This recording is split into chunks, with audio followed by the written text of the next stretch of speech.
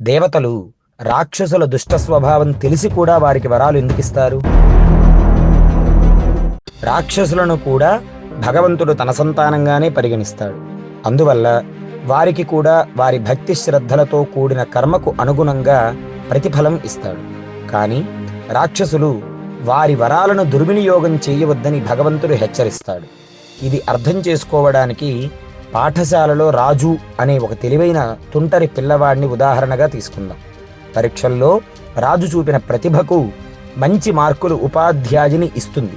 కానీ తుంటరి పనులకు గాను హెచ్చరిస్తుంది, శిక్షిస్తుంది కూడా.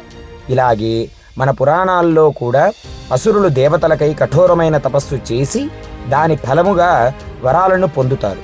ఇన్ని వరాలు పొందినప్పటికీ వారు చేసిన అధర్మ కృత్యాల వలన చివరికి శిక్షింపబడ్డారు. పరమాత్మ నిష్పక్షపాతి.